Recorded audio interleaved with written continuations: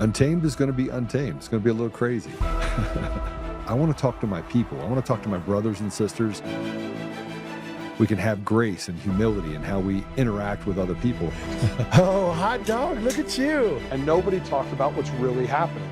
And let's have conversations about what truth is.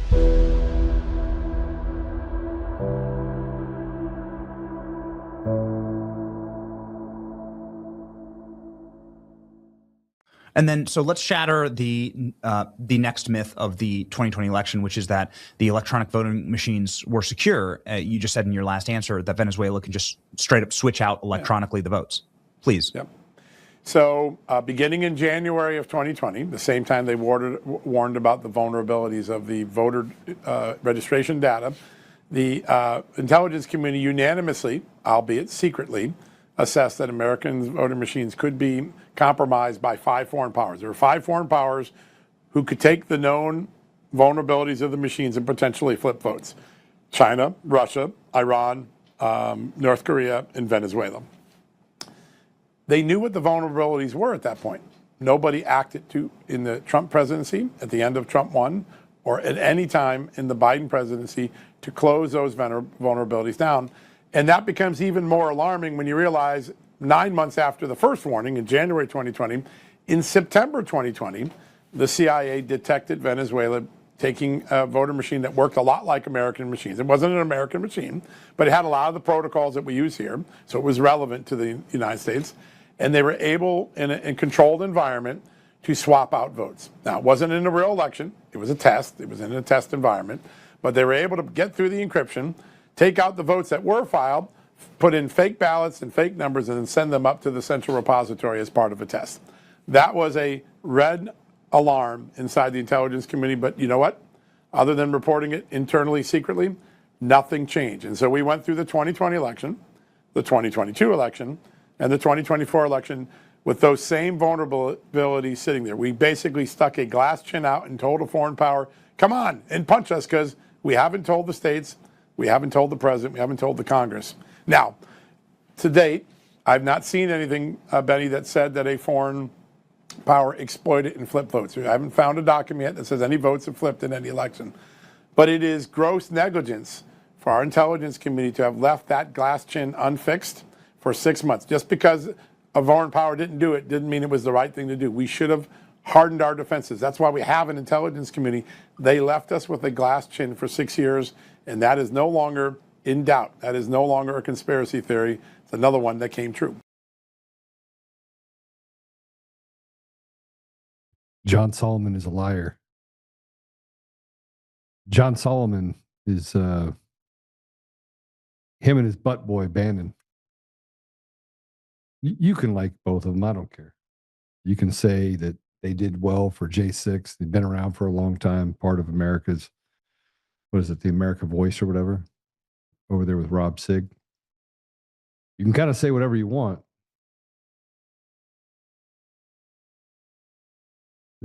It doesn't change anything. It doesn't.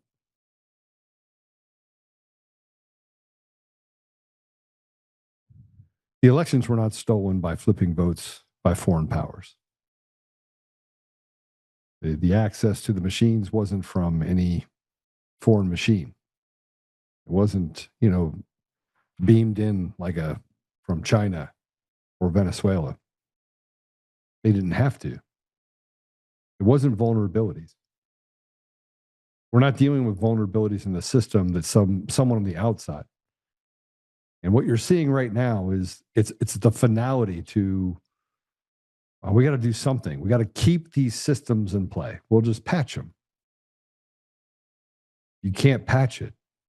You can't outvote the machines. You can't fix a system that was designed to defraud the American people.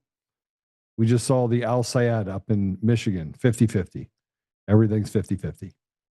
Everything's 50-50, as if people can't make decisions and people are 50-50 on the edge. It's not true. If you look at the reports that came out of Mason County, you look at the things that came out of Maricopa County, you look at the things that came out of Antrim County, you look at the report for ASOG, you look at the information that has largely been discovered in Georgia, You look at the information and the reports that came out of Pennsylvania. You can look at the Nevada reports. You can look at what happened in Colorado. Primaries, up the ballot, down the ballot. It's all a lie. It's all fraud. It's not, and you know that, and this is what I will say to this effect, because I get this question a lot. And the question is, well, then how did President Trump win? Two things can be true at the same time. One, you can have an election that's too big to rig. You can have people in positions that they just didn't want to risk it. They didn't want to risk there being uncovering things. So they're like, okay, let's do this. Let's take that chess piece off the table. He can only run another 4 years. Let him win. Now, if you look at every election since President Trump win, and if you look down ballot, you will see a consistent factor, and that is blue wave, blue wave, blue wave, blue wave. You have a seat in Pennsylvania, in Lancaster, Pennsylvania, that was red for over 45 years. Was the last time a Democrat sat in that office. And all of a sudden, after 4 years of Biden, President Trump getting into office, he's in office for less than a month and a half. That seat turns blue. You believe it? And by the way, it was 51%. This is what we're dealing with. We're dealing with a controlled outcome for not just the United States, but for much of Europe, much of our countries. Now they're coming back now and they're saying, okay, the American people turns out not that stupid. And the bots aren't working anymore because we've identified that there's tens of millions of those that are telling us that, oh, you're an election denier. And by the way, it's always denier. It's always denier. It's always climate denier. And then you're a vaccine denier. And then you're an election denier. And they use the same playbook they've used for the last 4 decades, 5 decades, 10 decades, generationally. Bully, intimidate, make sure that you actually shame people in a position where the only truth that is actually heard, only narrative that is actually heard is the narrative that we want heard. And John Solomon is nothing but a shill. Not for the radical left, but for Team Evil. And you can say whatever you want. You can say, oh, he's a good guy. No. Good people don't talk out their ass and say things to try and move sentiment. Move public sentiment. You know, I wrote something, I put it on X, and I used Tucker Carlson as an example. Not because Tucker Carlson I agree with everything he says, because I don't agree with anything everything everyone says. I agree with nothing that John Solomon says, because that guy's been more wrong. I mean, even a broken clock is right more than John Solomon is right. It's like Steve Bannon this morning railing against Elon Musk. And I'm thinking to myself, this guy, I mean, if you guys missed it, this is the guy that was best buddies with Jeffrey Epstein. I know who wasn't best buddies with Jeffrey Epstein. His name is Elon Musk. And little by little, I'm starting to figure out that high school is forever. Middle school is forever. I was talking to Laura Logan earlier today, and I said that to her. She goes, no, it's more like middle school. And I was like, you're right. Well, let's consider something. Let's walk through a path where we can actually consider what may or may not be true. But the arbiters of reality now are Dan Bongino, the guy that quit. Went to go work for the FBI, couldn't make it, whined about the fact that his wife and him didn't have a lot of time together. I'm sorry, last 6 years, man, I had 900 flights. I was away from my wife probably 2/3 of the time. It was uncomfortable. Matter of fact, it sucked. And by the way, I didn't get paid to do it. I was doing the paying. I was spending money going all over the country to make sure that people understood how vulnerable and how compromised our election systems were. With a great understanding, reading through all the manuals, making sure that I understood the reports, making sure that the reports are real, looking at things like Matt Crane in Colorado and just how full of shit he is. The guy whose wife worked for Dominion Voting System for 18 years, who did not take his last name so that he could run off and be a part of the election system, and she could be over there, Wreck-It Ralph, working for Dominion Voting Systems, and we'll just meet in the middle, deciding for the American people, selecting for the American people who is going to be in a position of trust and authority at every level in government. And that led to judges being put in positions of power. That led to the ultimate corruption that we have now, the degradation of our society, the allowing of criminals to be on the street, the changing of genders, and the implementation of DEI and all the other things that we have to deal with. And they talk to us like we're stupid. I mean, everyone loves a little Steve Bannon, right? And nobody goes back and reads the text messages between him and Jeffrey Epstein. I did. I went through the Epstein files like quite a bit. I went through a lot of it. I was disgusted by the people that were in it. Some of them were just incidental. I mean, you're going to have people that take pictures with other people. You don't have enough information to skewer them alive. That's not the case with someone like Steve Bannon. And with John Solomon, man, please prove to me what I'm saying is wrong. But I put up this post, and I want to read this post. And it's a long one. And I didn't tell them that I would actually be talking about this. I'm just going to kind of put it out there so that you can tell me. But I don't even see it. I'm missing it. Where is it? Okay, something to consider. You guys want to put this up there? I don't agree with anyone 100%. Not even people I've called friends for the last 6 years. It's not a zero-sum game. Take Tucker Carlson. This is a man who spent decades deep inside the media machine. Then he had a shattering aha moment. The fog lifted, and he asked the most dangerous question a person inside the system can ask. If this is not true, what else isn't true? As he started saying out loud what some of us could already see, he found himself on the outside. Cool Kids Club turned on him. Same people who once hung on his every word suddenly decided his curiosity was the real threat. He didn't lose his mind. He just stopped playing along. We've seen this movie before. Remember the radical left's dog whistles against Charlie Kirk. Hateful, racist, homophobe. None of it was true, but high school is forever. None of it was true. Repeat the labels, mix in bots and selective clips, and the narrative sticks. Consequences of that machine eventually got Charlie killed. Circumstances almost don't matter. The message was clear. Question nothing, accept what we say, or become a pariah. Now apply that same pattern to Epstein and the people who were genuinely close to him. Rhetoric, bots, and the Cool Kids Club saying no big deal. He's our guy. Fog rolled in. Apologetics for a child rapist became acceptable because he was, quote unquote, on our side. And you know who I'm talking about there. Tucker was not anti-Semitic. He pointed at humanity. You don't get to wipe out large numbers of people and simply declare it justified without scrutiny. He questioned a position, not a people. He questioned the fact that we were never allowed to question it at all. Politicians lined up to say, you have to support Israel. It's biblical. Meanwhile, many of us wrestled with the tension, the brutality of October 7th on one side and the reality of what followed on the other. And then we learned they stood down for 6.5 hours. Anyone who has been to Israel and understands the actual capabilities knows that explanation does not hold water. Tucker kept pressing. He kept asking the questions many can see, but few will say. And once again, high school is forever. You can't be on the side of the contrarian, no matter how true the observation. It's too dangerous to think for yourself. The ridicule is coming for you next.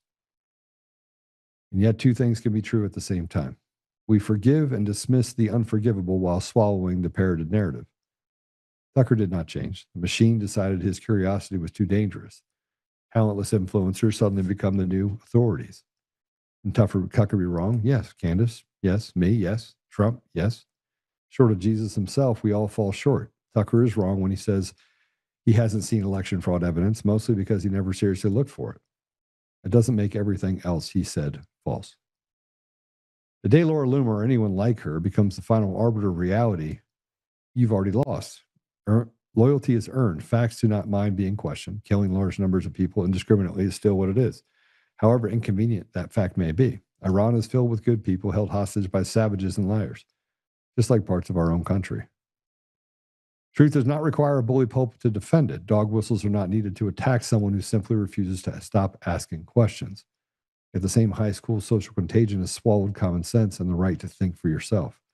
So I only have one question. Am I therefore your enemy because I tell you the truth? It's something to consider. You know, I used to get mad. I would get on the show and I would get mad. And I can't figure out if I'm demoralized, defeated, or just resolute to the outcome. And I kind of feel better being resolute. I was talking a little bit of that yesterday with Casey. And we talked to him before I even got on the show about this specifically. But everywhere we look, we have a system that is so completely consumed by corruption, by greed, by rot, that there's never an outcome. It's a lawless society. And it makes it very easy for people to become nihilistic. Say to themselves, what's the point? In essence, what is the point? What is the point when a guy like John Solomon can get on Benny Johnson's show and there's no articulation of what's really happening? He just parrots things that he doesn't even know to be true. He doesn't offer up any evidence. He doesn't show any reports. He just points to superficial documents that he gets and says, oh yeah, well, they were talking about the fact that, yeah, there were vulnerabilities and here are the countries that were doing it. Again, the enemy becomes someone else. It doesn't become the very people inside of our government that are committing crimes. And remember, this is the same guy that walked around saying, justice is coming. Don't worry, justice is coming. Now the narrative is flipped and they've decided that those people get to stay in their positions, that the American people weren't important enough to give them some sort of relief. And the people that did have to spend time in jail, who were abused by people that were prison guards that were not even Americans, more like even the police officers that we have now across the country, are now allowed to dictate and press in to the American people. And more you see stories of how they are able to go out and arrest you for disorderly conduct because they didn't like your words. A new end around to the First Amendment. But you were disruptive. And I know you said something, but it was mean and they were offended by it. Therefore, that's disorderly conduct. And see, the problem is that if you have the $100,000 or $200,000 go all the way to the Supreme Court and fight for it, great, good for you. More often than not, it'll be backed up by a judge who sits on the bench that says, no, I get to tell you when you can speak. Now, they won't miss an opportunity during that time. The judge won't miss an opportunity to let you know who boss. Who's the boss? Slave. Won't miss an opportunity to fine you. Won't miss an opportunity to tell you that, you know what, I'm going to suspend you going to jail. But I'm going to blemish your record with something that should never be there, all because you decided to speak. And the same thing we're talking about now is the same thing that if you go back in history, happened in the UK. You were allowed to speak your mind. Go to the 70s, the 80s, and even most of the 90s. The UK was a very free place. It wasn't infiltrated by people, foreigners from other countries who had no regard for the ethos that they had created and had for generations, for hundreds, if not thousands of years. And they were pushed into a place and relegated as foreigners in their own nation while entitlements were handed out. And the entire makeup of who governs the country in the UK was changed. Now it's more of a mixture of Indians and Africans that run most of the positions of power and authority. And that's not because the people chose something different. It's because the people were never given the chance to choose. And when the CIA brags about stealing the sovereignty of nations, where do you think they started? Where do you think the experiment started? See, we have a very short memory. All the things that we seem to forget or to think about or to, we forget what happened during COVID. We forget the fact that they had this long before COVID. And we're just supposed to trust it. I want to put up this post because I want to tell you what my prediction is. And by the way, we have a few things we're going to go through, and then Michael Moore is going to give us an update on what's happening in Pennsylvania, because he's got, a great update. And to talk to us more about kind of the things that are happening that the judiciary is not solving because it was designed to steal from the people in large scale. And what's happening in Pennsylvania is a microcosm of what's happening in nearly every state. But before we bring them on, I want to do this. Here's my prediction.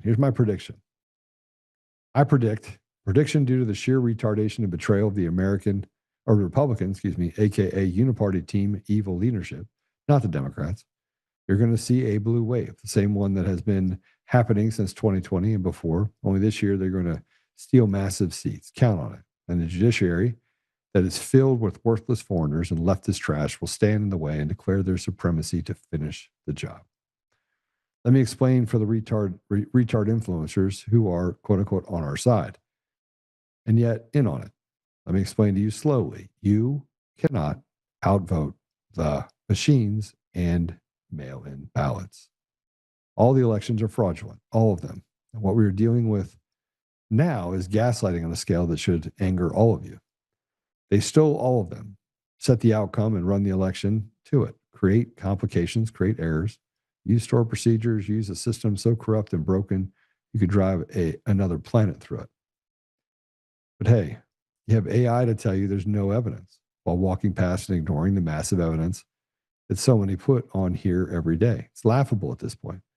The sheer amount of stupid and complicit is overwhelming. The lack of courage is equally astonishing. Sometimes the most terrifying and most obvious solution is the only solution.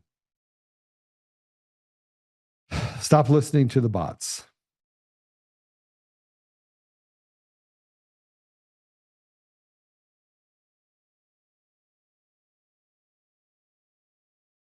Stop listening to the bots and influencers who have never done anything other than lead you by the nose and refuse to even be curious about the election systems. They are in on it. And for those who repeat, well, how did Trump win then? They needed to take Trump out of the play. They needed to take chess pieces off the table. And he could only run 4 more years. Now they're in pole position to finish the job. Oh, wait. Did you see a viable candidate to come after him? Oh, yeah. No. Short of 47 going Wreck-It Ralph and going for Caesar, a Julius Caesar moment, only hope for the people, and that appears to be relegated to a bunch of retarded high school influencers who stood on the necks of truth and protected people like Epstein. And have a good night. But God, I suppose. I'm not a Debbie Downer. I'm not a black pill. I'm just at the point where I'm just going to give you the information. I'm going to let you make a decision on what that means. I don't. Every time I turn around, the American people are suffering. Foreigners are not. They're not paying taxes. They found every loophole out there. They're picking up everything from Medicaid all the way down to free food stamps, and they're taking advantage of all of it. You got people from in Islamic people that have 6 wives, 5 of them don't show up that they're actually married, that have houses side by side, neck by neck, 30 kids. I mean, they're collecting huge amounts of proceeds, huge. And we sit back and we have to pay for it. And then they have jobs where they make money under the table and they do their thing. And all of a sudden, here we are footing the bill for yet another foreign group of people. And look, I'm all about helping people, give them a hand up. But that's not what this is. That's not what it was up with the Luring Center up in Minnesota. And that certainly isn't what we're dealing with now in every state. Texas, Nevada, Colorado, Michigan, Virginia, Maryland, you name it. Then they say, well, why would you not just want us to have these things? And yet the entire idea is to stomp out the American ideal. Stomp it out. And they use fake election systems in order to do it. And here's a post, by the way. I want to put this up there. This is Stephen Moore. This is the status. Put it up, please. Americans now pay more in taxes than they spent on food, clothing, and shelter combined. Think about that. Government has become so big and bloated that taxes cost more than a life's basic necessities. Every American taxpayer should be outraged. I want you to look at this for a minute. This is what we give to the government. We give it to the government, and they get to tell you, slave, what you can and cannot say, what you can and cannot do, what you can believe. They get to put influencers like Mr. John Solomon in front of you, like Steve Bannon in front of you, that say that Elon Musk should he should be denaturalized, he should lose his citizenship. By the way, we would have no President Trump without Elon Musk. Without Elon Musk, we don't have an election in 2024 that went the way that we went. Without Elon Musk, we don't have a lot of innovations. Now, you have the entire media out there that are running their mouths saying that Elon Musk is stupid. He's not a smart man. Yeah, the guy put a rocket on a pad in the middle of the ocean. He's really stupid. He's not smart at all. Yeah, that's the narrative that they run with. While you basically, families, American families, get stepped over to hand foreigners lots of different things, entitlements, and a sense of I get more, while stepping on the throats of Americans. And by the way, I don't care if you're black or you're white or you're green or you're purple. There are plenty of Americans that are generationally have been here that are from every race and religion. We just don't care. Plenty of Americans bled and died in order to stop racism, in order to stop slavery, in order to stop some of the things that, frankly, were the higher up said, we got to have this stuff. And we said, we find it morally reprehensible. We're not going to go down that path. But those sacrifices get thrown to the wind because now you have DEI and let's put retards as judges. Name a Buki from born in India to rule over Americans, to step in the way of President Trump getting things across the finish line. And you don't have influencers that speak this way because they don't know how to. They're too busy asking questions to a guy like John Solomon who's telling you, there's 5 countries, and those 5 countries are the ones that actually affected the election. Run by a bunch of retards who don't even know how to use their own cell phone, but they want to tell you how people had intrusions into the system and you could fix it with a patch. They're not even real people. These are not real people. These are retarded people.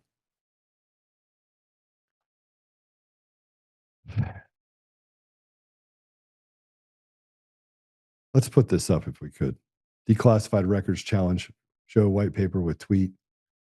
We should pull up the white paper too after this. But declassified records challenge claim 2020 most secure in American history. FBI confirms infiltration of 633,000 vote files, including non-public information. Maricopa County breach investigated by FBI, according to an August 4th letter by FBI Director Kash Patel. The FBI continues voter records were illegally extracted from the site and identified as suspect, which admitted the crime. Illegally scraping 633,000 voter files that included 930 that were sensitive non-public data. They make it seem so small. The United States Attorney's Office for the District of Arizona, the Arizona Attorney General's Office, Maricopa County, Arizona Attorney's Office, and Pinal County, Arizona Attorney's Office were presented with the findings of this investigation.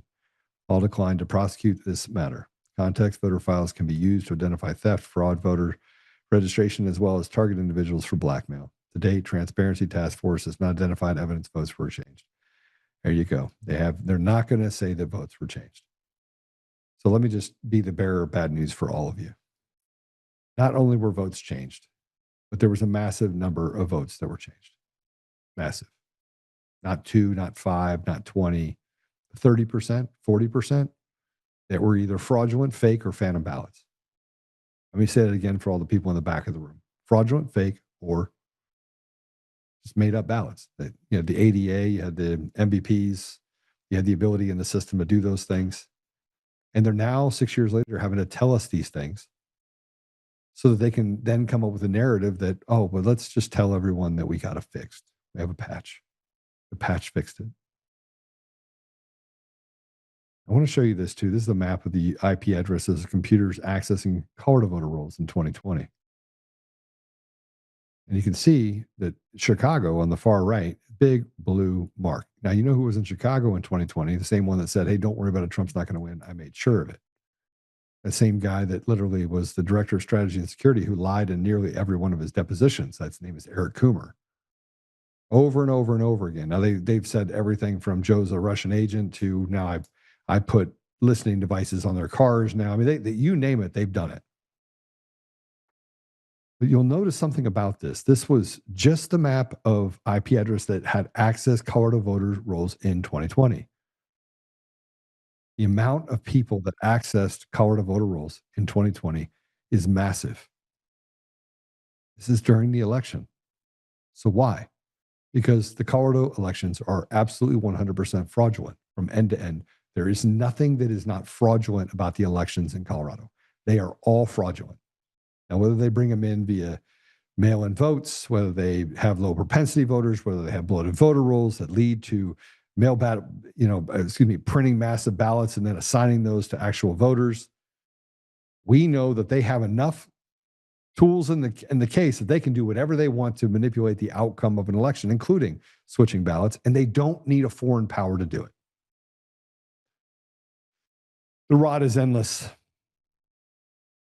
Now let's bring it more close to home. Let's bring it into Mike Morris.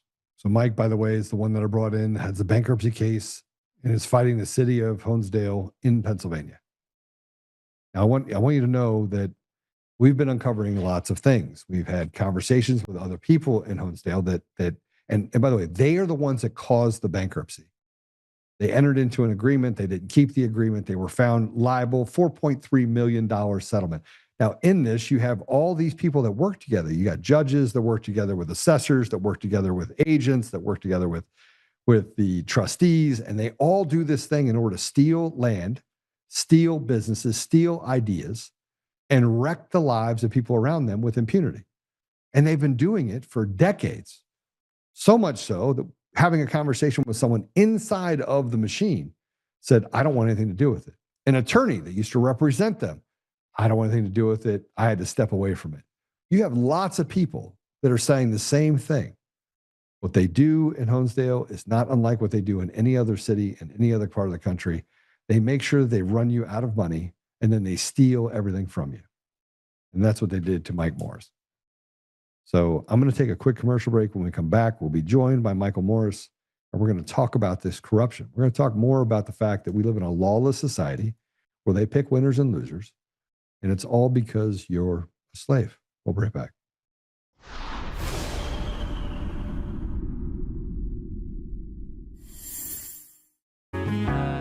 Oh, hi. I almost didn't see you there.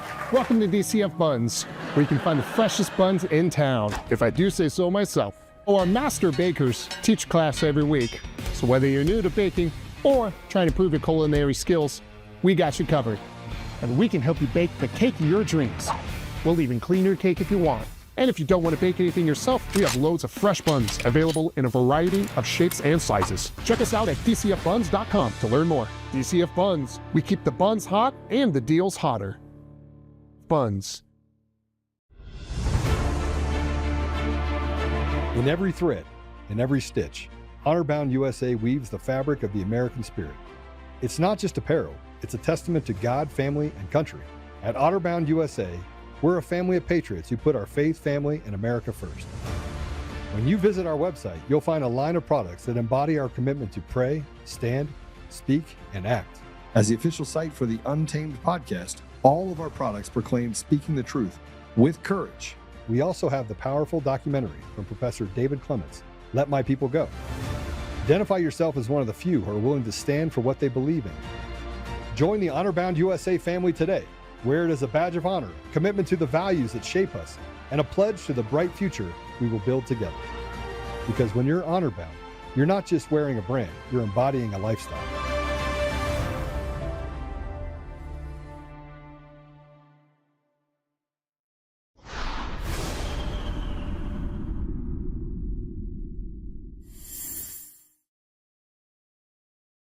All right, with that said, we're not going to waste any more time. I want to bring Mike in. Mike, welcome to the show. I'm good. Hey, I was just going through my diatribe of all the things that are going on, and I'm like a walking encyclopedia of information. How are you doing? Good. Steve says hi, but he's busy trying to plan for a winning season for the Cowboys. So it's taking up all his time. It's going to take another 2 decades. I mean, he's not going to have much luck there. I mean, it's an exercise in futility, I think. Yes, I mean, in this, it's more of a technical thing. So I'm more the technical guy than Steve is. So it just makes sense to just have me here. Yeah. So, tell me what's going on. I mean, we've kind of gone through this roundabout. You have a $4.3 million verdict. They separated you from it because they wanted to create an opportunity for themselves. Honesdale wanted to basically say, we know we did something wrong, but we need you to basically cover it up for us. They were able to do that. And now you have a trustee that's finishing the job. Did I surmise everything pretty? Let's name names. Let's name names. Yeah. I mean, I think as we go through this, we can also name all the names. I don't have a problem with that anymore. I mean, I was actually on the phone with the trustee, the attorney for the trustee, and I said to her, "This is an abomination of a case. It really is. I mean, there's nothing here that makes any sense." But what we were going to talk about today is about a piece of this case that allowed the bankruptcy court to maintain, I believe, in my opinion, illegally maintain control of our company and without any legal precedent, Steve and myself. And that was the Brian and Erica Duffy case that involved Nationwide Insurance, and how Nationwide Insurance colluded with the courts and the trustee to, in my opinion, to hold us there and give away $100,000 that had nothing to do with our company. Now it's still going on right now. I think there's some consternation inside people. It's like a hot potato. Nobody really wants to hold on to it anymore because they're afraid of the outcome. It's still in the middle of litigation still, correct? Correct. I think the biggest thing here is, Joe, and you'll hear it through this and what you and I have talked about off air, of things that need to be done with a mutual friend of ours that we've talked to. And once that person's involved, the hot potato is going to become a nuclear weapon to these people, because Right. it is just bad, bad, bad. This is so far beyond any scope. I mean, as I said to Steve not too long ago and several other people, I believe at this point, the way this is going, I'm in a cutting room floor version of the worst Twilight Zone movie that it was ever created. Yeah. So you've been fighting on this though for 14 years, 15 years, 16 years. 16 years. And in 16 years, you've refused to give up. So you're like their worst nightmare. Normally, a year and a half in, you've lost everything. You just lick your wounds and you move on, and it jades you. I mean, it's a jading experience. Now you've been in it for 16 years. You won't let go. You're like a dog with a bone. Do you think that the people on their side are looking at this as in, oh, we have to keep it going, because if we don't keep it going, well, some of us are going to go to prison? I absolutely, but I also believe that they've never had in 100, 200 years of this county, this area, they've never had anybody fight them back. All right, they really haven't. You go through the court records, and up until Cash for Kids, where two judges, Cochran and Chivarella, were put in prison for what they were doing to children. They never had anybody fight back, and even with what happened with Cash for Kids, it took 7 years of complaining the exact same things Steve and I have done for over a decade. All right. It took 7 years, 13 children who committed suicide. All Mm. right. Before anybody would even actually take a look at what was going on in those courtrooms. And in my personal opinion, all right, there's no difference with our case and what happened there. It's just a different courtroom. All right, so where are we at though? I mean, give everyone kind of, because not everyone is here that understands how bad this case is. So give us the 40,000 foot view again, just kind of a quick overview. 60, I mean, it's 16 years, but a quick overview, and then you actually went to court and you won. Correct. Well, there was the nationwide piece that's here that we have today. This was kind of the start of what started this whole thing. All right. We were doing the project, and we Right. had a contractor, Brian Duffy Plumbing and Heating, and he was doing the contract with us at the project. And we got into a dispute. They sued us for saying weren't paying the bills, and that we said you didn't provide what the number of people for the contract. It was a back and forth. But during that time, they decided to publish articles in the newspaper, write DCED, and write the Honesdale Borough Council, which is what got this all started, with, I believe, with Honesdale Borough Council, because he's a local, I'm an outsider. And, you know, it became a slander and libel lawsuit. The company that, the insurance company that represented him was Nationwide Insurance. What?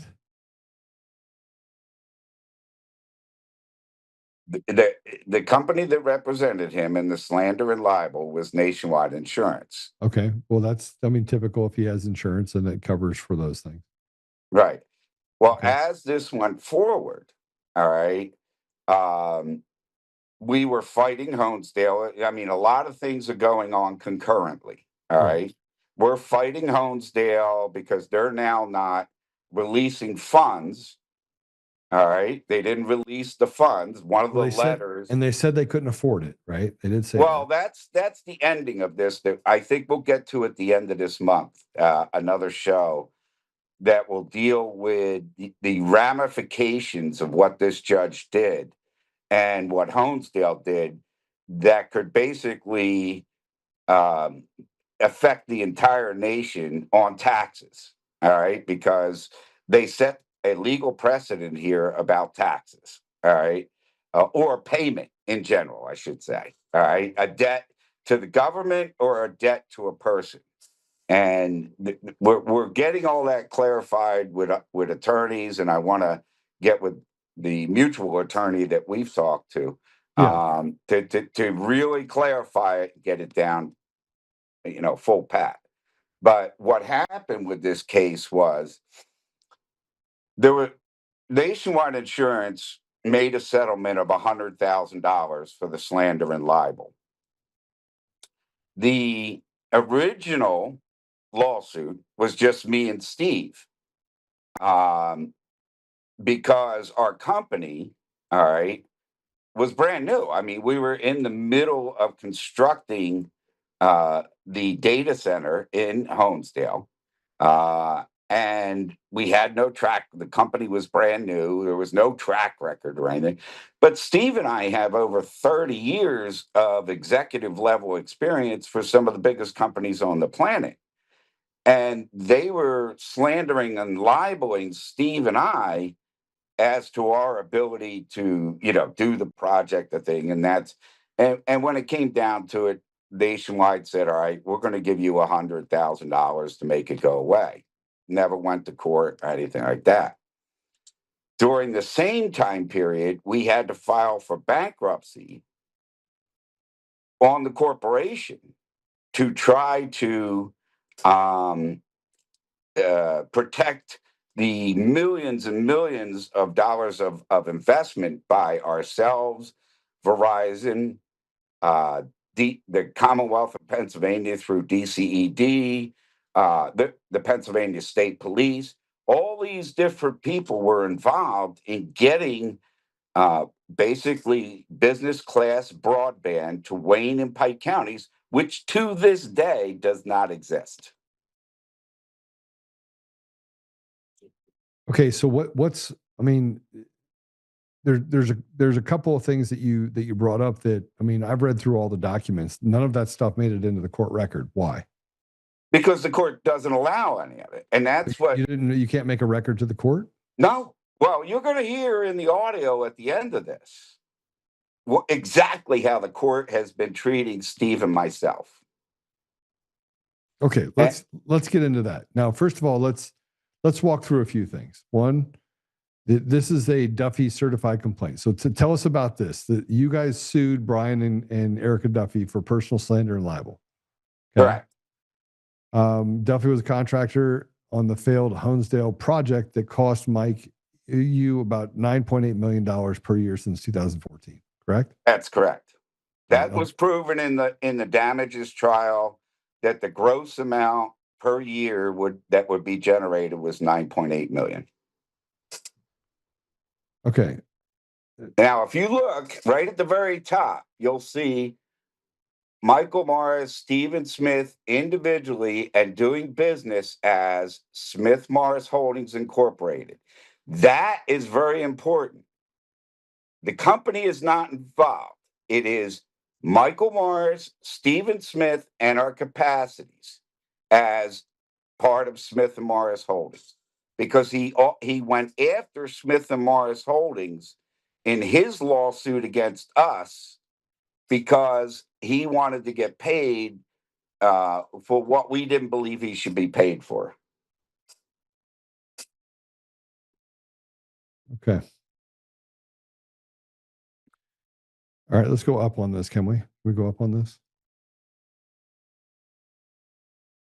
Now, So you what sued them happened in was 2013, and it's Right. still going on in 2025. No. This was settled a long time ago, Joe. Okay. What happened was at the exact in 2015, we had to put the company in bankruptcy.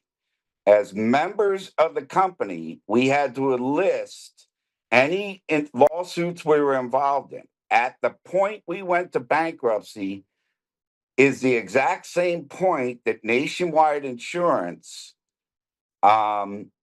agreed to pay us the $100,000. All right. But it has nothing to do with the company. I think if Patrick goes to the second thing, which is what happened was immediately the trustee switched it from Michael Morris and Stephen Smith to Smith Morris Holdings et al. Versus Brian and Erica Duffy. Without him switching it to the company, the bankruptcy court has no authority over Steve and I. But Steve and I were not in bankruptcy. They switched the plaintiffs in the case. Why? How could they do that in this case? Because the top document is the document in the county courthouse where the civil lawsuit went on. The bottom document is what he presented to the court as what the case is. The federal bankruptcy court. So he lied. He lied. He didn't present the top one at all. No. All right. Have you sued him? Are you going to sue him for? You can't. Why can't you? Well, you can they don't now. They don't have immunity. Well, we can go into that later. Let's not get into those woods. I'll explain that. And I think the person we've been talking to, we can go over all that, how that can be done now. There is certain things you can and can't do within a bankruptcy court. Okay, so this is then saying that they want to be able to take the money. You settled this suit for $100,000? Correct. Okay. So you settled it for $100,000, and then coming back, they want to use this and they want to claw back into this $100,000 too. Which they have no authority to do so. But here's the other big thing here. I mean, it just doesn't make any sense. Like the courts are just, it's kabuki theater. It is kabuki theater. It is whatever they make up. The judge goes, and you'll hear as we go, the judge basically tells us, move on, don't talk about it. All right. But here's the whole thing. Steve and I were going to take this $100,000. We only owed $21,000 in bankruptcy. We were going to take $21,000 of that $100,000, and we were going to pay off the debt in bankruptcy and close it. If we did that, they would have no authority over the Honesdale case. They also had authority over the Honesdale case. But here's the other piece. If you remember from the last show, we showed docket number 104 from the bankruptcy case. No, I don't remember it, but I mean, I think do we have that document? No, I don't know. I don't know if he can pull it up, but yeah. So see, the problem is that people are trying to follow this, so we got to make it so that it's easy. Well, that's why I'll explain it real quick. In docket 104, our prior attorney, Roger Mates, when this was going on, stated to the court that the only reason they're doing what they're doing, and they won't let us out of bankruptcy, is so they can maintain control of this lawsuit and the Honesdale lawsuit. Okay. All right. So that's why they switched the names. Without the name switch, well, I mean, they have no authority. So they don't have authority anyway. All you have to do is say that's actually nonsense. We weren't in bankruptcy. We did And then what did they say? 100 times on the docket. And you showed them this up here on the top. Yes. And the judge decided to say what? Wreck-It Ralph, we can just do whatever we want. Exactly. So why did you guys not lose your stuff? We did. Got it. Okay. It doesn't matter, Joe. I understand because you're. I get it. I get everything you're saying, right? I mean, it's the same thing they're doing with the voting. All right. Don't believe what your eyes see. Believe what we tell you. Yeah. Well, I mean, Right. the whole idea is that they get away with stuff because they become the moral authority. They get to be the ones to change the outcome specifically.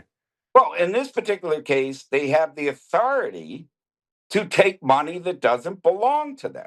All right. And I think as we go through this whole thing, you're going to see that they know they're 100 that trustee Mark Conway, who is now Judge Mark Conway, way overstepped his bounds. All right. And they know he did by their actions they're conducting now. All right. Because the creditors in a bankruptcy case, the creditors are priority to the bankruptcy. Right. They are the apex animal in a bankruptcy. The creditors themselves, in writing, have demanded Judge Van Eck 4 times to open an investigation into this, and he has either sidestepped it or not even addressed it. Okay. So now I want to put this up so we can actually see it real quick. I think this is getting too much in the weeds for people, but I want them to see this. So you sent a letter to Nationwide. Let's keep it on the. So you sent a letter to Nationwide. Then you have an order to investigate. So an FBI agent, Sean Quinn, contacted you. When was that? When did the FBI contact you? I think is that 2018 on the email. I can't see it in front of me. Can you put up 5, please? B5. Right. There's the order from Judge Thomas. Judge Thomas, when we presented all this to him, asked the appropriate agencies to investigate. I was contacted by FBI agent Sean Quinn. All right. Quinn. All right. He contacted me and then sent me an email. There it is. I'm not sure. I can't read the date, but on the top. So it's 2018, April 16, 2018. Mr. Morris, your allegation has been comprehensively reviewed. Your case is a civil matter for the bankruptcy court and does not amount to predication for a federal crime. The FBI will not be opening a case in this matter. Okay. Okay. So go below is the email I sent him. Okay. That's the one before that, right? Right.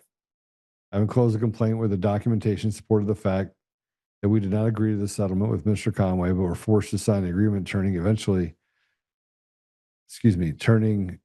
turning all of the $100,000 for the criminals involved in this matter. We do not get 1 penny, and the agreements are void with Nationwide. This is my hope that you can see the vast plan that they use to do this, not only to us, but it would seem to many, investigate what happened. Michael Morris. Okay. Right. So I sent him. 9 minutes later, he looked at it. He comprehensively looked at it. So what did you send to him? I sent him no less than 500 sheets of factual court documents and the agreements with Nationwide, everything else. And in 9 minutes, he made a determination. All right. I mean, they had 2 years and they still couldn't figure out Epstein was a pedophile. So, I mean, come on.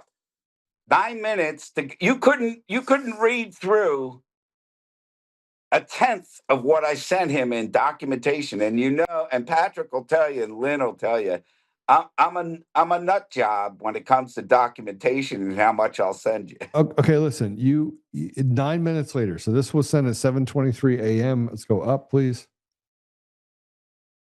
We go up. And within 9:39, so in it wasn't 9 minutes. It was 6 minutes. Right? I guess. Within 6 minutes, they sent you an email saying your allegation has been comprehensively reviewed. Your case is a civil matter for the bankruptcy court. It does not amount to predication for a federal crime. The FBI now opening a case in this matter. That was 6 minutes later. Right. You couldn't speed read the first quarter of what I sent you in 6 minutes. This is unbelievable. You couldn't glance over it. Okay, so this is, and I mean, I had hardcore documentation. And this is what I want everybody to understand. This is what I say to you when I say that the system picks winners and losers, and they get to take from you whatever they want. They just make up the rules. The rules are whatever they want the rules to be. But here's also, you have a regional inquiry. It's a letter to the United States trustee Vara. Right, let's go put that up. Right.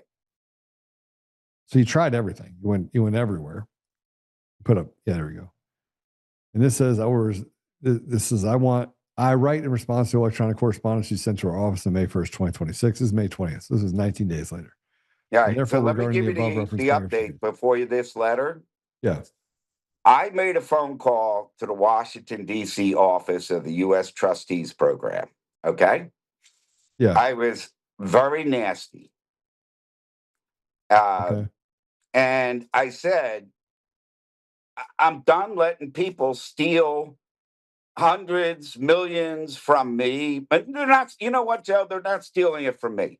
They're stealing it from my children. I'm 68 years old. All right. I don't have much time left. You're stealing it from my children, just like Cochran and Chivarella stole from those children. All right. And they wrote back, which I think there's an email, if Patrick could get the email. The U.S. trustee, which you've said we need to talk to, he was told to investigate my complaint on that phone call. Yeah. All right. This is their response. And in the phone call, I asked them, how do you get to switch plaintiffs on lawsuits to take $100,000? You don't. There's no nexus. There's no nexus. You're not allowed to do that. But see, they get to steal. Yeah, you get to steal it. Okay, so this is, then there's a letter. This is the email from Joseph Schalk. Schalk, I think it is. Yeah, put that up, please. And this is on June 23rd of 2026. This is just roughly a month and a half ago. Thank you for your email regarding outlining your concerns with this case. Initially, I wanted to remind you that the role of the United States Trustee Program is to promote the integrity and efficiency of the bankruptcy system to the benefit of the stakeholders. The benefit of all stakeholders, excuse me. The USTP appoints and provides oversight for private trustees and administer bankruptcy estates under Chapter 7, 11, 12, and 13. Chapter 7 trustees collect assets. The debtor that are not exempt under the bankruptcy code liquidates the assets and distributes the proceeds to creditors, which would direct you to the handbook of Chapter 7 trustees, which addresses financial policies, procedures, and reports requirements for trustees and the public, available to review on the USTP's website. For the request to support reconversion, the decision to convert a Chapter 7, the case back to a Chapter 11 case, is vested solely with the court, not the Office of the United States Trustees. If the debtor wished to reconvert the case, counsel for the debtor would need to seek same via motion. Please note, counsel for the debtor must file the same as in artificially entities such as Smith and Morris Holdings may not proceed pro se in Chapter 11. Please be guided accordingly. All right. Okay. Now let me give you the context of what's going on there. Yeah. We made the complaint. He's addressing the complaint. But the key word he uses in there is oversight. He is the person in charge of oversight of these people. The documentation that you just showed on your show here, where the two plaintiffs are totally different. All right. They may have, that's like you and Patrick work for whatever your company name is, but you and Patrick are not the company. It is a separate entity. He even points out that it's a separate entity. So our question to him was, there were two questions that were in the email. One, is it legal for them to switch the plaintiffs? And two, would the U.S. trustees support us going from a 7 back to an 11? All right. And he Right. gave us the advice on that. And that's what that email contains. Now, here's the key about the oversight and that letter that you showed from Vara before that. Yeah. All they did was read down the case. They never addressed the question raised. They pulled a Fauci. They went with a Fauci. All right. Yeah. So, I mean, hopefully you rewrote another letter, basically re-explaining that and asking him to reaffirm those questions, correct? Oh, that came up in the hearing. Okay. So here's an audio. I want to play this. This is an audio of an interview. I want to play it straight through. And here are the key points. Mike questions the trustees about money due to Mike and Steve. Trustee just accepted Honesdale word they cannot pay a full payment. And number two, Steve asked the court if it was normal to switch plaintiffs on a complaint. Court shut down any discussion where the money came from.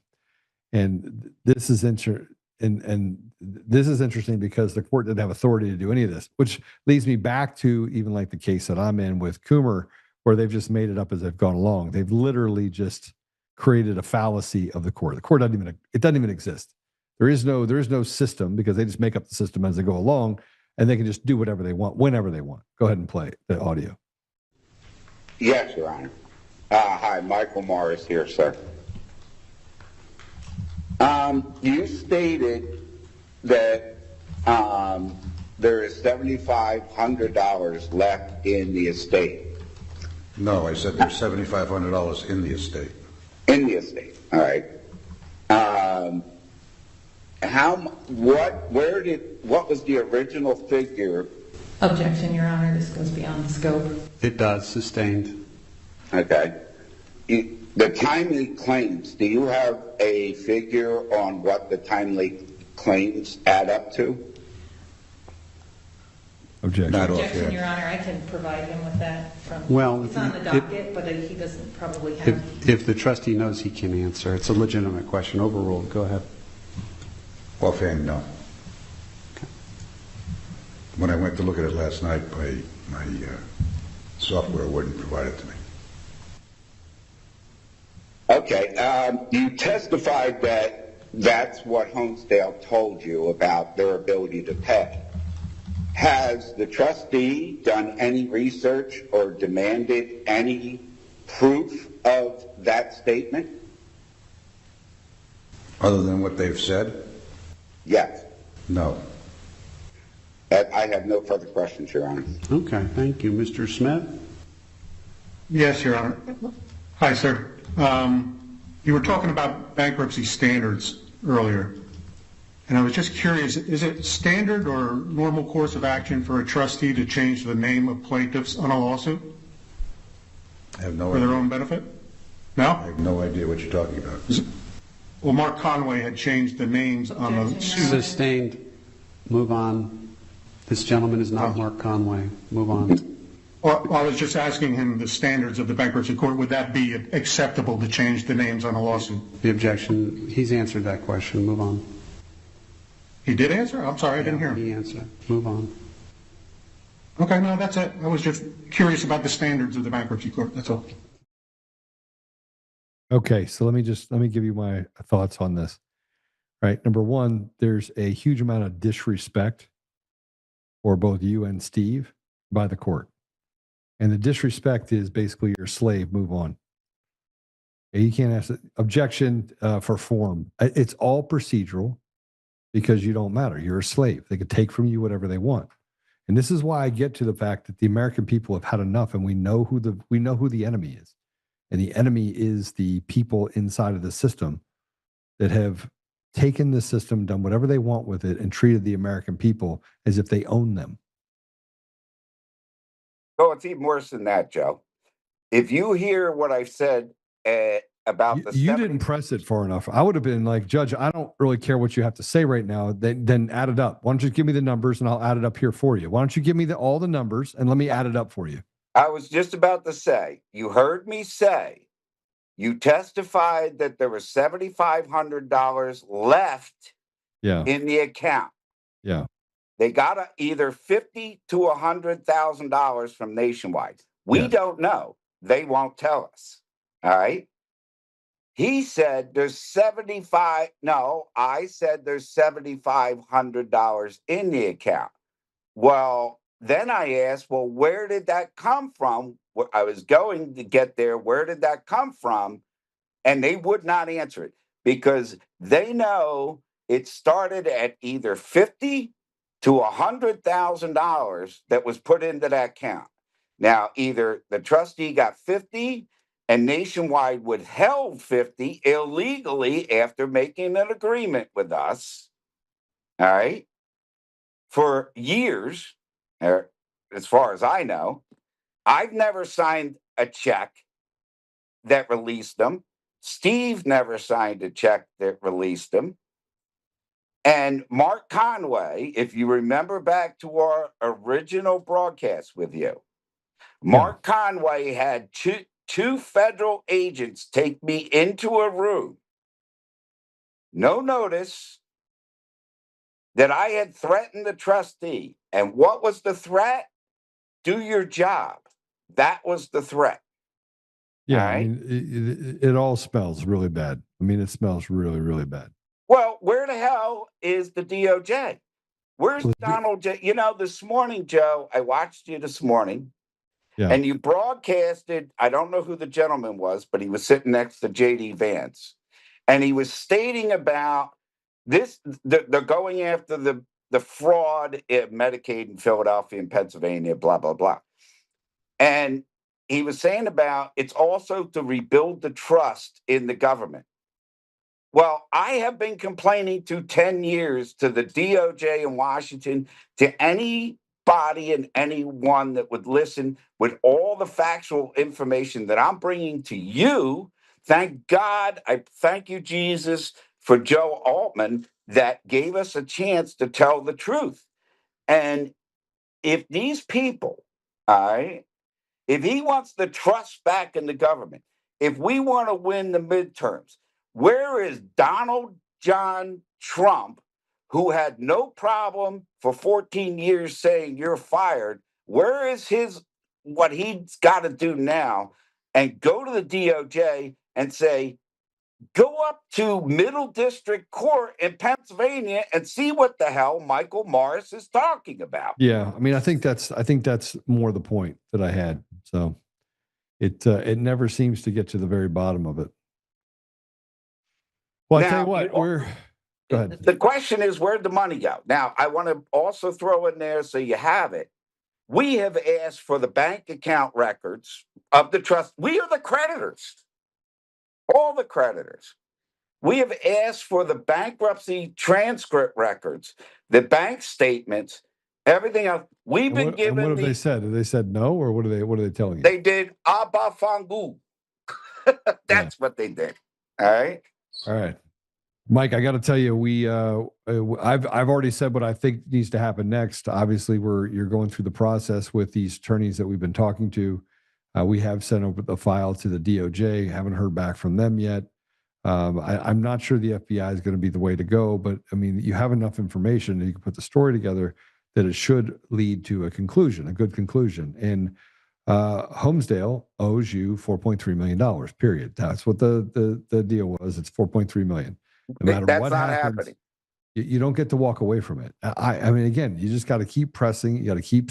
Joe, they've already vacated the judgment and vacated the appellate court stuff. Yeah, so this is where you get into just going to the DOJ. That's illegal. I mean, you should appeal. That's why I need our mutual friend that we've been talking to jump in, finish this up. We've been talking back and forth, and I understand her. Do you have you still have the bankruptcy court lawyer, correct? No, we never had a bankruptcy court lawyer. I've talked to Tim and I've talked to Sherry, and it's all the same thing. Every bankruptcy attorney has sold us out to these people. All right. You can't, not up here. I need a bankruptcy court attorney, which I've been talking to one in Texas, but we're too far along in the process. There's no way to reverse it. they have been doing this for 10 years to us, using threats against my children, threats against my family, anything and everything they can, taking me into rooms with federal, marshals, the whole 9 yards. And I'm done. I don't care anymore. You want to kill me? Go for it. All right. But I'm going to expose everything. All right. So I think that's the next step. I'll have a conversation with that attorney after this today. But Mike, I'm glad you keep fighting. I don't think you were irreverent enough with the judge. I think you should have been like, wait, what do you mean move on? What are you telling me to move on for? Steve should have said it. What are you telling me? Why are you telling me to move on? Like, I'm sitting here pro se. I don't know all your procedures. You get to talk to me with respect. That's what I would have said. Right? Here's the issue, Joe. And that's why this is a conversation with the person you're going to call after here. Yeah. All right. Sometimes I've been in battles for 40 years. All right. You know some of my background. All right. Yeah. I'm not talking about legal battles. I'm talking about, mind games. I mean, the biggest psyop that ever happened was COVID. But sometimes the way you win a war, if you remember the movie Private Ryan, they want the German tanks to come down the middle of the road between the two buildings. All right. Well, in this particular case, sometimes I have rights as a pro se litigant. All right. Yes, and the rights are extended to a non-attorney party. You're allowed to ask stupid questions. You're allowed to do whatever you want. Absolutely. The judge is not to treat you like you're a slave. And you should have said, Judge, I'm not a slave, and you need to stop talking to me like I'm an idiot. I'm not an idiot. Well, I would have been irreverent to the guy. You're going to lose anyway because they're going to make up their own rules. Right. So correct. at least get it on the record. Two reasons I didn't do that, Joe. Two reasons I didn't do that. One is they would have sent people to my house. All right. And I don't want to get my kids involved in a firefight. All right. That's one. Number two, all right. Sometimes, like I was saying, you leave the tanks in between the buildings. You let them put the rope around their own necks. All you got to do is make sure you gather all the evidence on them and take it to another court where they don't have protection. All right. And that's what I've been trying to get through to the person you're going to talk to. There are ways to do this. All right. I've had 11 years to go to law school to understand enough about how the system works. And we've been working to turn the system back against them. All right. Yeah. And I think you can do that. I mean, listen to me. I think you can do that, Mike, but you have to do it with a certain amount of strength, and they push you around because they know they can. Right. And you don't have to be, you can be irreverent and still be respectful and say, listen, you don't get to act that way to me. I know what the rules are related to pro se parties. And the rules are very simple. I can ask whatever questions I want, and you are to give me a little bit more grace because she wants to bring up the things that are irrelevant, but they're not irrelevant because these are actual parts of my complaint. There are parts of my argument. And parts of my argument, you don't get to summarily dismiss because you get to wave a magic wand. That's not the way it works. And when you say that to them, then they go, well, you're about to be in contempt, and then hold me in contempt. Hold me in contempt so that I can have something that I can then do, that I can then go out and get an attorney, and I can sue the living daylights out of you. And you will actually you have violated your immunity. Therefore, I can then go after you. Well, they've already violated their But that's Mike, that's my point, is that everyone wants to, I say this about patriots, and I think you're a patriot for sure. I think you and Steve have been fighting this for 16 years. That takes a whole lot of courage, right? But patriots want to do patriot things until it's time to do, or wants to be a patriot until it's time to do patriot things. And what I'm saying is patriot things means sometimes you have to feel pain so that you can come back and throw the dagger at them. Right. Well, and the dagger in this case is that these people they're all talking. It's a fraternity. They're all having conversations. Oh, absolutely. They know you've been on shows, and they're gonna show you. He's like, move on. And you know why I said move on? Because he has no respect for you, because he thinks you're his slave. And you just got to turn it around. Look, I know what the rules are. And you got to make sure you're prepared for it. You're not intimidated by these weasels. Joe, I swear to God, I'm not intimidated by these people at all. But here's the thing, and where I think, and I very rarely disagree with you, but I think you're wrong in this case. You know some of my background we've discussed off air. All right. I've been leading people into traps for 35 years. All right. These people, I know these people very, very well. Yeah. From the day they popped out of their mommies. All right. I know who and what they are. And this is all ego. This is all ego.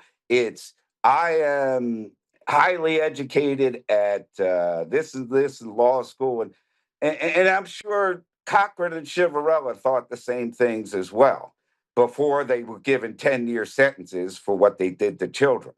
All right. Yeah, no, I agree Fighting with them in that courtroom is a waste of Steve and my time. I've said it before, and I'll say it again. In the middle district in Pennsylvania, at whole, any court in Pennsylvania is a waste of taxpayer money. Yeah. And I've been keeping you up to date on what's going on in here in Wayne County with the judges and the district attorney and everything else. And this wonderful investigative reporter at the Pocono Review has been truly tearing them apart. I mean, case after case after case. And if the DOJ and whoever that gentleman this morning was that wants the American people to trust our government today, take this Republican county, Yeah. all right, come up here with 50,000 troops and DOJ and tear this place apart. And you will, I swear on my life, Donald John Trump, you will have every Republican in a wheelchair rolling to the polls to vote for Republican if you come up here and make these people an example. Yeah, I agree with you. I think something has to happen. So something has to happen. Yeah. This is, you would not, it is so bad. You know how bad it is, and I'm going to make a little joke here, but it shows, and including your opening monologue about how we're all believing the delusions. I said to a friend of mine the other day, I said, I know you know who Walter Cronkite is, Yeah, but I feel like he's going to pop up on the nightly news. Yeah. And he's going to tell me that Gavin Newsom's select investigative committee on the Palisades fire concluded that it was MAGA lesbians scissoring that created a bushfire that burnt down the entire Palisades.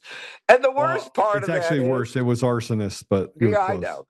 But the worst part of that is, from my viewpoint, is you have two old people on the other side of the TV going, Margaret, I told you what it was. I told you what it was.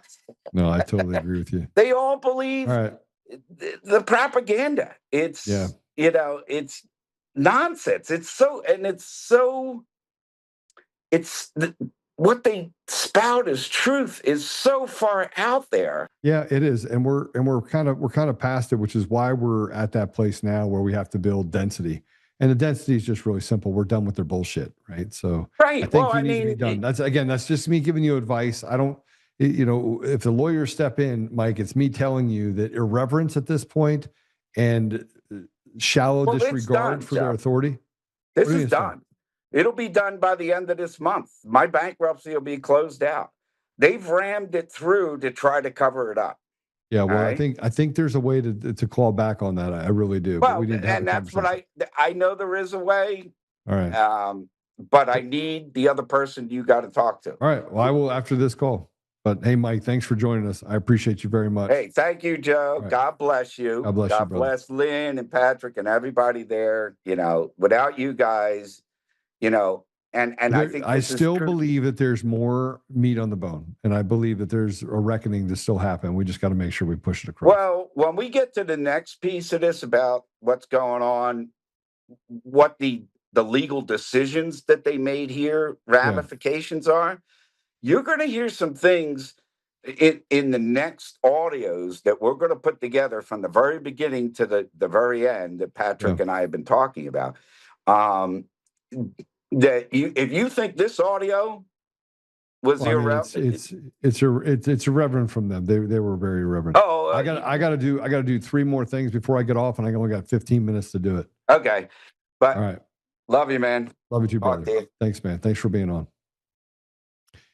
You know, as we talk through some of the ramifications of what Mike's going through and the fact that it took him 16 years, so 16 years of going through this battle, and there's a lot to it, right? And more is there a lot to it. You can't pull it apart because you could hear from the 2.5 minutes that that's how the American people are treated, no matter what. I was in a courtroom this morning. Let me tell you about this courtroom this morning. This should just give you a clue of what we're dealing with here. Just a clue. Ready for this? So there's a guy that I'm trying to help because I help people. Somebody called me and asked me to do it, and I said I would. He was charged with 3 things. He was charged with arson. He was charged with theft, and he was charged with stalking. And you say, Joe, why would you help someone that is a stalking arsonist? Okay, it's all BS. The person that said that he actually committed the arson and the theft is the same person who has a long history. By the way, the person that was a politician. He was a mayor of this town.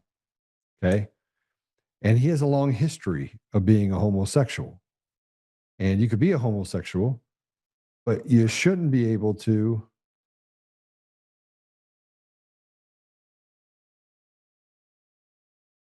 should not be able to I don't know why everyone's calling me today during the show. Everyone should know that this is when I actually have the show.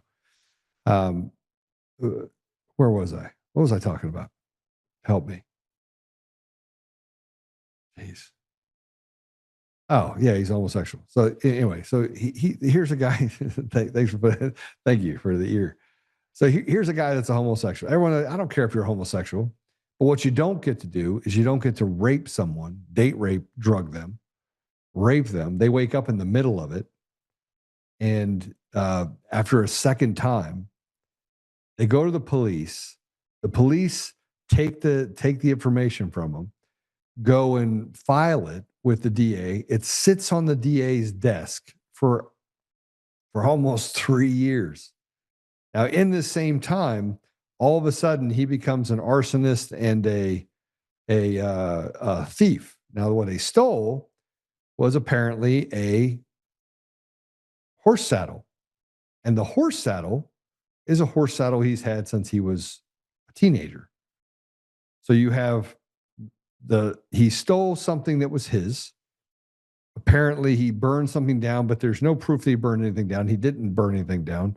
There's no video of it. There's nothing, 0. But it's just all of a sudden it's his fault. Now, they did 0 to investigate the rape. A grown man being raped by another homosexual that they have known each other, the families have known each other for 20 years, wakes up in the middle of it, paralyzed by the date rape drug. This is a real story, by the way.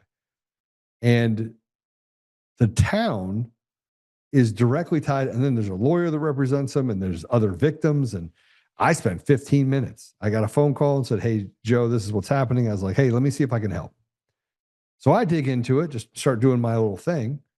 And the attorney that's representing this person, I'm blown away at the fact that he tells this individual who then was taken into custody, he was going to get him this deal because he knew the DA. Turns out he doesn't know the DA. He just made that up too. And so you got the attorney who knows all the players and parts of this deal, tells the person that is in jail, hey, I just need you to go in front of the judge while you're no bond hold on these 3 charges that are total bogus. And the reason why his mental capacity diminished over 3 years is because they were chasing him for something he didn't do. right? Had these charges against him. He didn't do it. And the stalking was for peeing on a gate. You can't make this up. I mean, yeah, trespassing maybe, but he peed on a gate. Separate person, by the way, who now is associated with the person that is.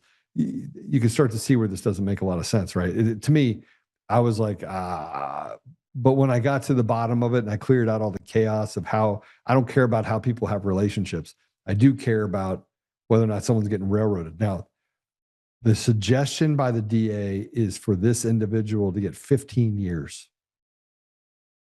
Now, I reviewed the evidence. I've reviewed all the written statements. I've made phone calls to validate it. I've got affidavits in front of me. I can validate the fact that the allegation of rape after he was raped happened before any of the other stuff happened. So it's not like one led to him saying that I was raped. No, it happened beforehand. Right? This is before and after. And so, but the lawyer that was representing him said he was doing him a favor, a solid. Had him waive a jury trial in this small town. Waive a jury trial. The jury trial is the reason why you want that is because if you have a bench trial, the judge can keep out whatever information he wants. When you have a jury trial, you bring that information in, it becomes relevant, all of the different affidavits. You can control the outcome of a trial in a small town pretty easily if you have a bad judge, or even if you don't have a bad judge, there's a lot of bad outcomes to come out of it. But he told him to waive his jury trial. So I had to tell him, I was on the phone with him last week and I was like, listen, first of all, the first thing you're gonna do is slow it down. You're not getting out of jail. And by the way, a friend of mine asked me to help. I said I would. A very close friend of mine. I said I would. And so I did, got involved, asked the questions. I literally drove down there, sat in the courtroom, listened to all of these shenanigans. And this is one of those cases. This is another case. Like this is not an anomaly. The American people are being captured by cartel terrorists. And it's because we don't have free and fair elections. And you have people like John Solomon, and obviously you have Benny Johnson that just props him up on a deal. And I get throttled on every platform because they're like, oh, we can't let Joe speak. That would be really bad. You get it now? Are you getting it? Okay. Glad you're getting it so far. Now, that'll lead me into everything else I'm about to tell you. The system is so rotted, and we've seen before that it keeps putting criminals back on the street. But we have to ask ourselves the simple question: if we have fraudulent elections and we have people like John Solomon, we have people like Steve Bannon that are standing up trying to have us chase our tail and look over here at Elon Musk. Elon Musk, by the way, probably one of the most, I mean, look, he's got more baby mamas than anybody. I mean, I think he holds the record, but he's brilliant. And not only is he brilliant, but he ethically can see the difference between evil, good, and right and wrong. And people are like, oh, no, he's bad, Joe. This is the same thing that I talk about when I just wrote. Go back and listen to the very first part of this, where I talk about the fact that this is high school. High school is forever. Because you can just say what you want. It sticks. You can create a personality. You can ruin someone's reputation. You can do anything you want. As long as you say it over and over and over again and get people to believe it, doesn't matter if you don't have any factual basis behind it. And if you do have factual basis behind it, you can walk past it and just gaslight them, like we did with the elections, like we did with COVID, like we did with Fauci, like we did with, you see the pattern here? Like there's a big pattern here, that they get to dictate what we actually believe, and that you have to walk past genocide. You have to walk past, humanity being violated, and because it's selective, and we selectively have to support it because we can justify it. You just can't justify things. You have to be willing to think for yourself. Now, let me just take it one step further. The judges are not our biggest problem. Bukele, by the way, out of Brazil, said very, very succinctly. He's like, if you don't get rid of the judges, they were going to stand in the way, and they're going to slow things down to the point where you can't get progress and get rid of this nastiness that we have that is very global. Who's coming after President Trump? All right. That leads me to the next thing that I really want you to hear. I want you to see this. I want you to see this cut. This is Jennifer Lackard Jennifer Lackard was arrested for taking her 20-year-old son, Chase Lackard, who was a gangbanger, to go and kill his rival. I need you to know something about Jennifer Lackard. This is a revenge shooting that she set up. She knew how to get away with the crime. She knew this stuff. Now, what if I told you? And what if I told you that she's in on it? What if, I mean, you'd smile and nod. And I mean, her husband is a criminal. Her son is a gangbanger. Now, I want you to know what she is. Go ahead and play it. This afternoon, 20-year-old Chase Lackard had his own arraignment. He walked into the courtroom flanked by officers, not saying anything other than to mouth the words not guilty when asked to enter a plea. He's been ordered held without bail. We'll come back to that in a minute. Now, prosecutors detailed their case against Lackard in this hearing that lasted about 20 minutes, identifying him as alleged shooter in the June 29th attack, of which there is surveillance video. Now, investigators say his parents drove him to the scene, helped him orchestrate this brazen daytime hit on a rival gang. He did not hit anyone, but surveillance video, they say, captured the entire shooting. Prosecutors say it shows his mother and father driving him around this courthouse, circling no fewer than 4 times before he opened fire from the back seat of their car. Both shots are fired in the direction of a group of individuals. This appears to be gang related, as one of the individuals that was in that group is a member of a rival set.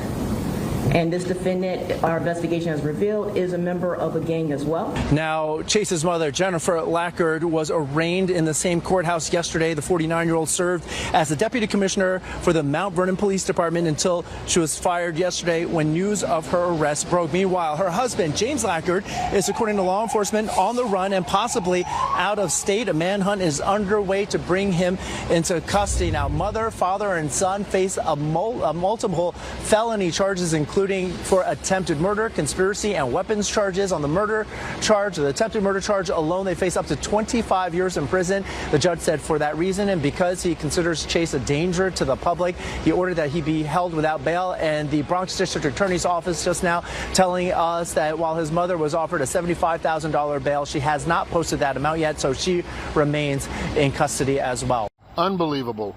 New York. She was the deputy commissioner of wellness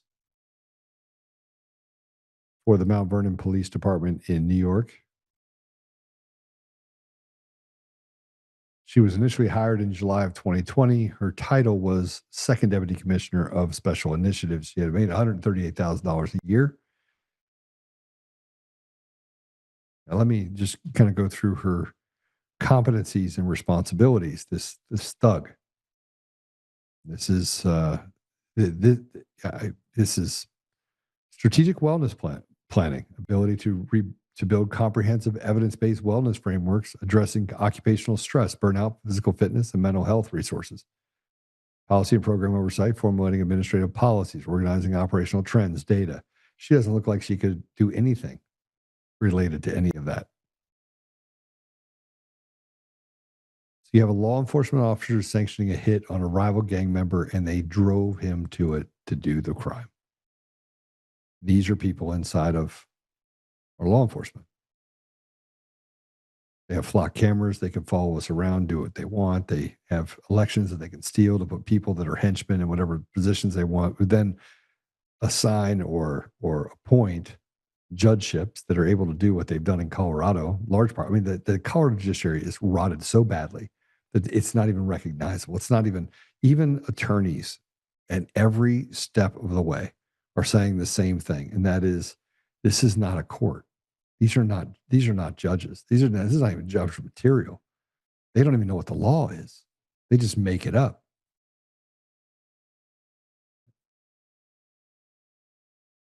And then you have this. I'll just show you a little bit more. Here's a son of a judge overseeing gang rape cases of slain LSU student Madison Brooks as a convicted serial rapist.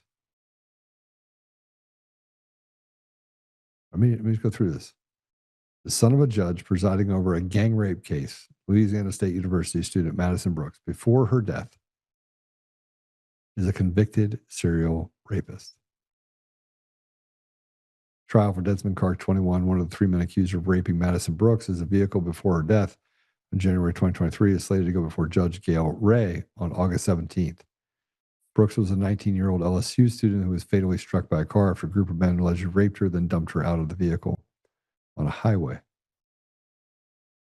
Here's Gail Ray right there.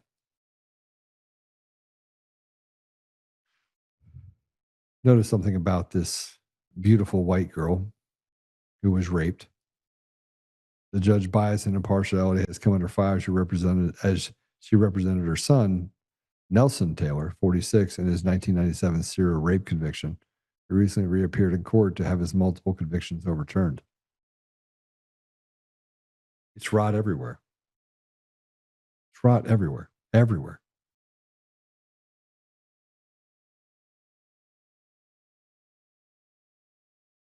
I want to point something else out. It's not just the judges, and it's not, and by the way, this is not, this isn't us. This isn't our community. It's not who we are. Like, we go to work every day. We pay more in taxes than we do spend on necessities that we have. We haven't even started talking about the cost of property taxes and what it takes for us to get health care, which is death care. We haven't even started talking about the fact that people are just putting away less and less and have more and more debt. And they can't escape it. Well, they just take more meat off the bone. Here's Amy Klobuchar discussing her border record. But we can't hold people accountable because no matter where we go, I mean, this is a senator. She got booed by the crowd in Minnesota when she claims she supported order at the border. Go ahead and play it. Amy. I've long believed and supported funding for order at the border, and I have worked well with law enforcement in Minnesota for years. But what Quiet. Wow. I ran the largest prosecutor's office in the state and was endorsed by police many, many times. So don't. Again, you saw what they said to Mike, right? That's why I want to show you the audio of that deal where there's like, move on, treating him as if he's just nothing but a slave. Look, if you're okay with this, if you're okay with being led around and told that you're nothing and they can take whatever they want from you, then continue. But at some point, the bow's got to break. The bow has to break. They lie about everything. And no matter where we turn, it doesn't affect them. We have to embrace the new suck as people. And the more I get through this process, the more it becomes obvious that we are in a place where it's not about Democrat or Republican. President Trump is, he is a fantastically just driven individual towards creating success. He really just wants us to have success. He built the Trump accounts that are going to help kids in the future. He's like going through the process of, how do I make things better? He has 99% of the stacked bureaucracy against him. And I will tell you that attorneys and even judges are more afraid of the deep state than they are of President Trump. 2 years, he'll be gone. And unless we have a Julius Caesar moment, we get the military to come in and do things that are fundamental to restoring the way of life of the American people, we're going to continue to go down this path. President Trump is in his position because they let him be in that position. Period. I want you to check this video out from California. This is Democrats having a tough time surviving under Trump's tyranny. Go play it. Check out this sign. It says "Fight Tyranny," and these people are very oppressed. They live in a multi-million-dollar house on the coast of California. They should probably start a GoFundMe so that they can escape the tyranny of Donald Trump and their oppression. Very much living a hard life, these California Democrats. going through it, man. Maybe we should help them seek asylum in a country like China.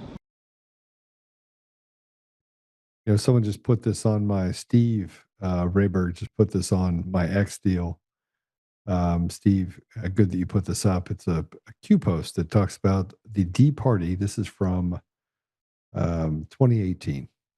The D Party will cease to exist once it's all exposed. Fake news can no longer control, dampen public awareness of the truth. Dark to light.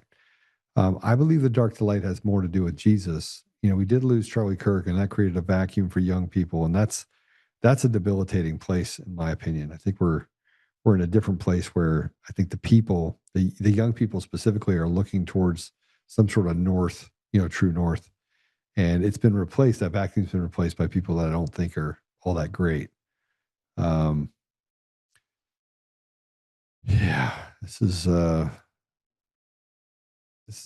pretty crazy environment. All right. Well, hey, look, I had a great time today with you. I don't want to be a Debbie Downer. I think that we still have an opportunity. Like I said, I'm trying to figure out if it's just me coming to the conclusion that, look, we're all getting tired at the same time. 85% of the people just want safe, secure elections. They want the SAVE Act passed, but you can't do that either because, you know, Congress treats you like you're a slave. We heard with how they treated Mike inside of a hearing. You can see how they treat people, judges treat people, and the lies that they create, and special masters and all the other people that they put in this little funnel of corruption and evil. But, you know, I think there's a lot of hope in all this, because I meet people every day and they're like, all right, well, I'm in. Let's go Wreck-It Ralph. And there's more and more people that are getting to the place where we just don't care about these stupid influencers. We don't care about, and you'd say, well, Joe, you're kind of an influencer. I am an influencer, but I'm not always right either. But I'm more right than I've ever been wrong. I can tell you that. I can also tell you without a doubt that I'm not a retard running around talking about stuff I don't know about. John Solomon is doing that. Like, John Solomon is actively out there pimping an idea that somebody gave him in a brief and told him, and then it was repeated by Bannon, and they just bounce it off each other. They're like a bunch of village idiots that just never can stop. You have Bongino and you have Cash. Oh, I've cut all the crime. No, it's ICE that did that. You get rid of illegals, and look what happens. Because then the judges don't get access to the illegals. Got shipped down to, you know, El Salvador. Get your ass down there, and all of a sudden, crime goes down. Crime goes down. That, and I think some people just went out and bought excavators and just started burying the bodies in their backyards. Just kidding. I'm just kidding. It's a joke. It's a joke. Mom, don't cut me off. Let's see what we got over here on the comments. Jira, Joe is right again. Yeah. I am. Hang on, Debbie. What happened up here? Let's see what else we got up here. All right. Just checking all the different places that I can say hi to people.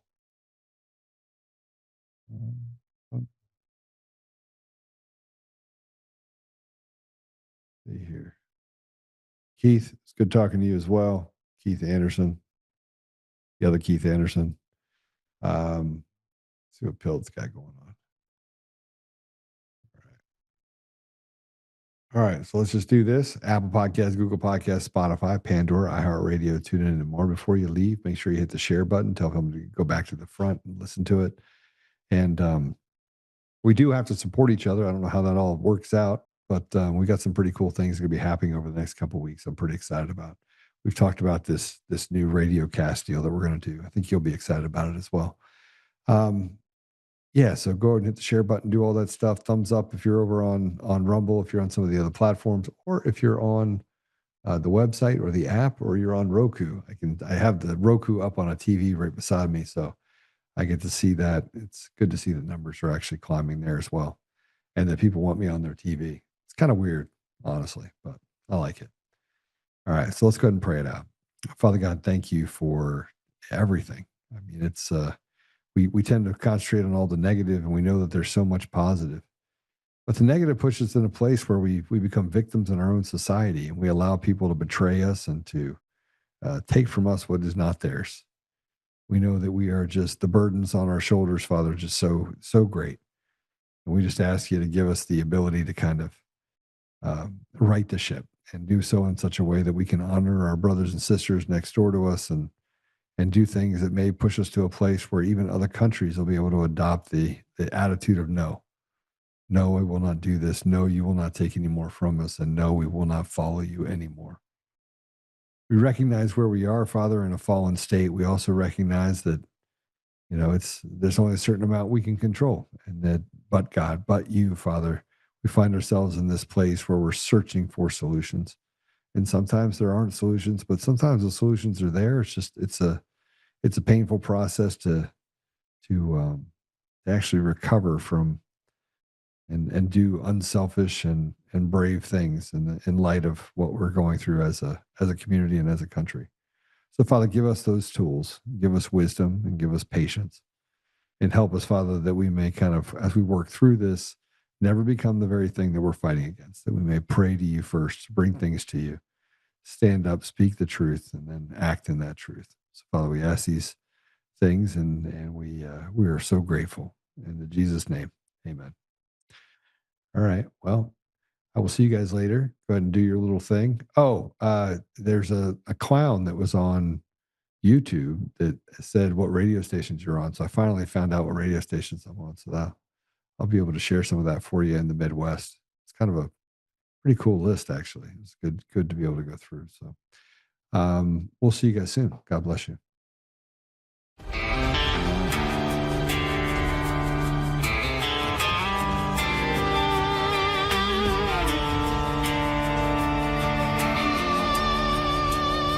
Rise up untamed in the heart of the fight where the wild ones roam. Joe Oltmann's calling, bringing truth back home. From conservative daily to this untamed fire, we shatter the silence, lifting spirits higher. No chains can hold us, no lies can prevail. Authentic and fearless on this rugged trail. Patriots gather under stars and stripes. Untamed nation.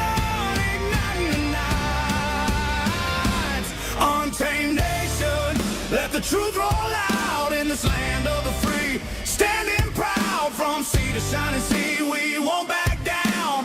Catch the fire, wear the crown. Untamed nation, it's our battle song, motivating hearts where the brave belong. Yeah, untamed and wild, forever strong. Play it again all night long.